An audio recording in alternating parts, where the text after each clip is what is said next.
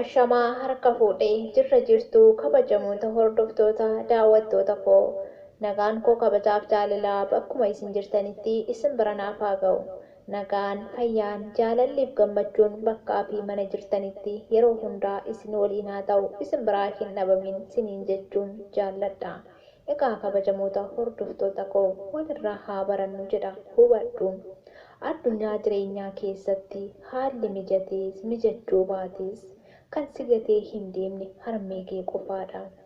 Harmeen kee addunyaa jireenyaa keessatti qormaanni jireenyaa itti baay'atus rakkoo gidiraa hedduu argitus hanga lubbuun ishee biyya lafaa jirutti si waliin rakkatti si waliin bu'aa bahii hedduus baati.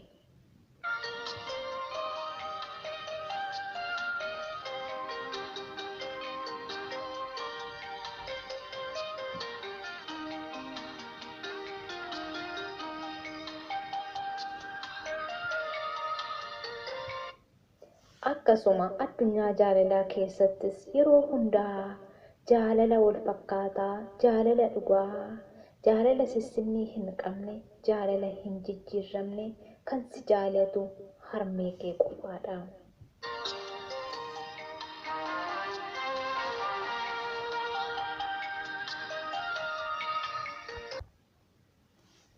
Wanti har'a ta'ee gochaan argitu hundi isaa kaleessa abjuu fi hawwii qofa ture. Dhalli namaa hanga lubbuun jirutti waan hedduu hawwa. Harki walakkaan milkaa'ee waan hawwees ni argata.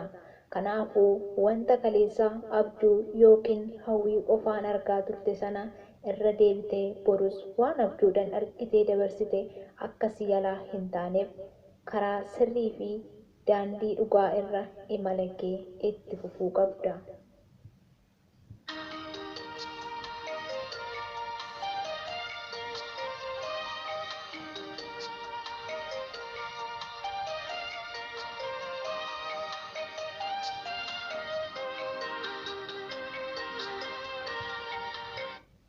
Addunyaa jireenyaa keessatti wanti hin danda'amnee fi wanti yeroo isaa eeggatee hin taane hin jiru.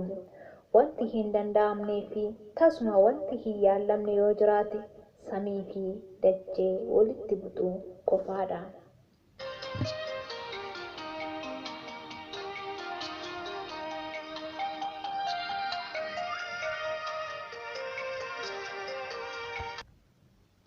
Biyya lafaa kana irratti namoonni waan hedduu hawwu, waan hedduus filannoo isaaniif ni dhiyeeffatu.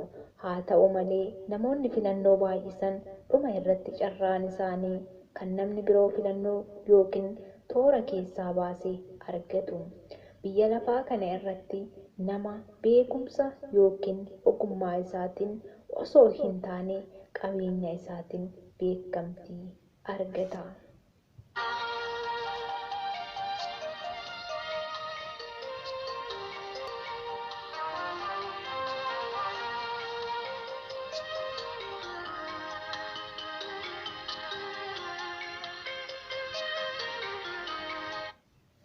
Namoonni beekumsa yookiin ogummaa guddaa qaban garuu hiyyummaa isaaniitiin daangeffamanii toora keessaa yookiin filannoo keessaa baafamu.